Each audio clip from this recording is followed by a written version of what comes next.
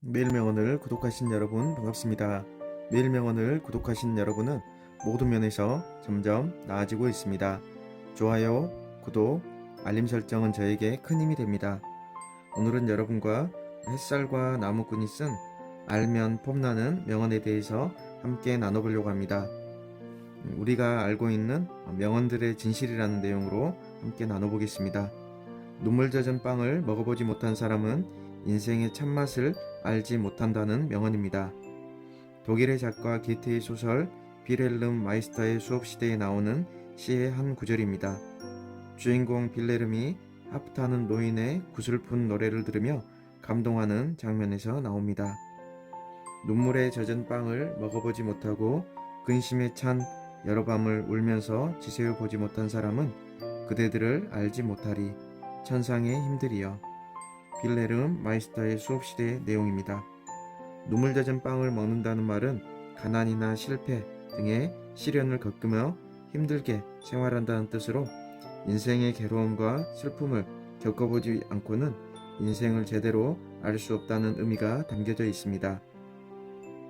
19세기 독일 작곡가들은 곧잘 괴테의 시에 곡을 붙여 가곡을 만들었습니다. 이 시도 빌레름 마이스터의 수업시대에 있는 다른 시들과 함께 슈베르트, 슈만 등 여러 작곡가들에 의해 가곡으로 만들어졌습니다. 내일 세상에 종말이 온다고 해도 한 그루의 사과나무를 심겠다 라는 명언입니다. 절망 속에서도 희망을 잃지 않고 미래를 준비하겠다는 뜻을 담고 있는 이 말은 우리나라에서는 네덜란드의 철학자 스피노자의 말로 알려져 있습니다. 그러나 스피노자가 한 말이라는 기록은 어디에도 없다고 합니다. 재미있는 것은 영어권에서는 이 말이 독일의 종교개혁가 마르틴 루터의 말이라고 알려져 있다는 사실입니다. 더러는 흑인 인권 운동 지도자였던 마틴 루서 킹의 말이라고도 합니다. 하지만 마르틴 루터나 마틴 루터 킹이 그런 말을 했다는 기록도 발견되지 않았다고 합니다. 뭉치면 살고 흩어지면 죽는다. 한 마음으로 단결하면 어려움을 이겨낼 수 있다는 말로 위기 상황에서 사람들의 힘과 주의를 모을 때 쓰입니다. 우리나라에서는 이승만이 한 말로 유명하지만 미국에서는 패트릭 헨리가 한 말로 잘 알려져 있습니다.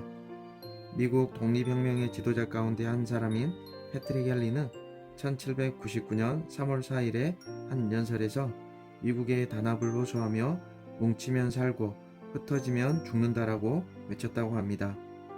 또한 이 말은 이솝 우화의 네 마리 황소와 사자에 나오는 격언이기도 합니다.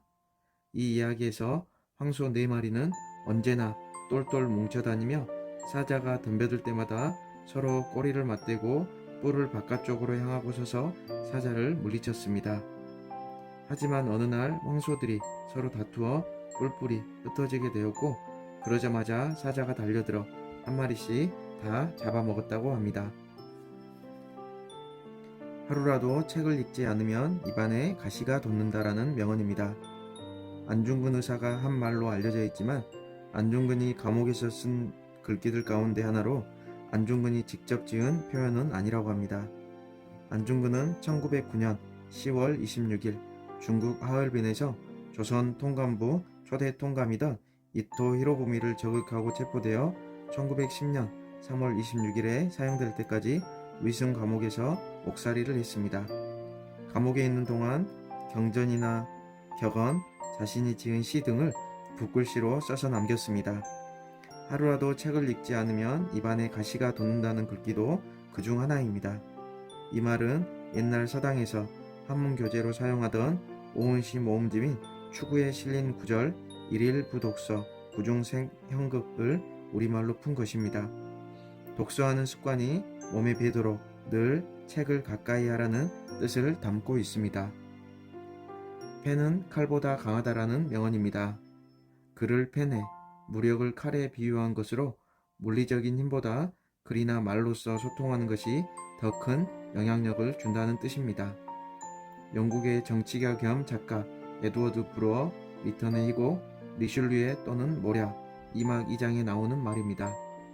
극중에서 추기경 미슐리웨는 자신에게 대항하는 음모가 있음을 알게 됩니다. 하지만 성직자 신분이라 싸움을 할 수가 없어 성명서를 발표했는데 그 성명서에 적혀있던 구절이라고 합니다. 자고 일어나 보니 유명해졌다라는 격언입니다. 하루아침에 유명해진 사람들을 두고 종종 쓰이는 이 말은 영국의 낭만주의 시인 바이런이 한 말입니다.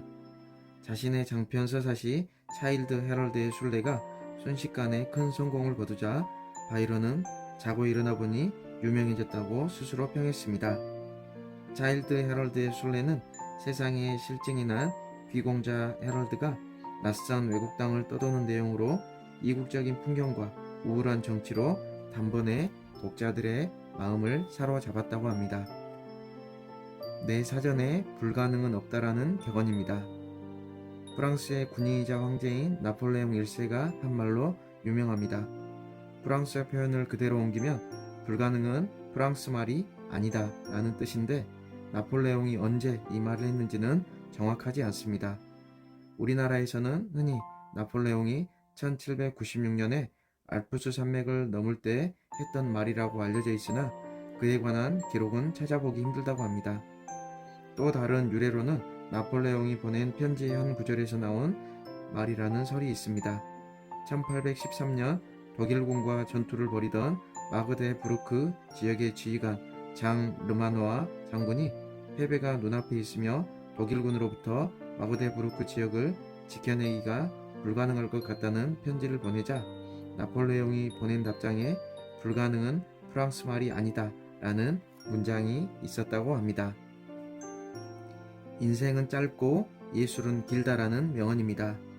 미국의 시인 롱펠로의 말로 잘 알려져 있습니다. 정확히 말하면 롱펠로의 시 인생 창가의 사연에서 예술은 길고 시간은 빨리 간다라고 했습니다. 이 말은 고대 그리스의 의학자 히포크라테스의 인생은 짧고 예술은 길다라는 말에서 나온 것입니다. 여기서 예술은 우리가 흔히 생각하듯 미술이나 음악 같은 창작 작업보다는 기회와 학술이라는 뜻에 더 가까우며 특히 의술을 의미한다고 합니다. 인간의 짧은 삶에 비하면 의술을 배우고 환자를 치료하는 일은 길고도 어렵다는 뜻입니다. 히포크라테스는 인생은 짧고 예술은 길며 기회는 쏜살같이 지나가고 경험은 믿을 수 없고 판단은 내리기 어렵다고 했습니다. 현대에 와서는 이 예술이 아름다움을 표현하는 창조적인 활동으로 여겨지면서 인생은 짧고 예술은 길다는 말도 본래 뜻과 달리 예술의 영원한 가치를 표현하는 말로 쓰이곤 합니다.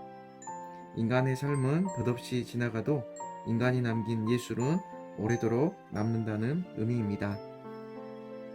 내가 더 멀리 볼 수 있는 것은 거인의 어깨에 서 있기 때문이다 라는 격언입니다. 과거 사람들이 이룩해 놓은 업적을 바탕으로 지금의 학문을 발전시킬 수 있다는 뜻으로 영국의 물리학자 뉴턴이 한 말로 잘 알려져 있습니다. 1676년 2월 15일 뉴턴이 라이벌 물리학자인 로버트 훅에게 보낸 편지에 쓰면서 유명해졌지만 사실 뉴턴이 처음 쓴 말은 아니라고 합니다. 이 말을 맨 먼저 쓴 사람은 중세 스콜라 철학자이자 플라톤주의 철학자인 사르트니 베르나르라고 전해져 있습니다. 그는 우리는 거인의 어깨에선 난쟁이와 같아서 거인보다 더 많이 더 멀리 있는 것들을 볼 수 있지만 그것은 우리의 시력이 좋거나 신체가 뛰어나서가 아니라 거인의 큰 키 위에 높이 올라와 있기 때문이라고 말했다고 합니다. 매일명언을 구독해 주셔서 감사합니다. 매일명언을 구독하시는 여러분은 모든 면에서 점점 나아지고 있습니다. 감사합니다.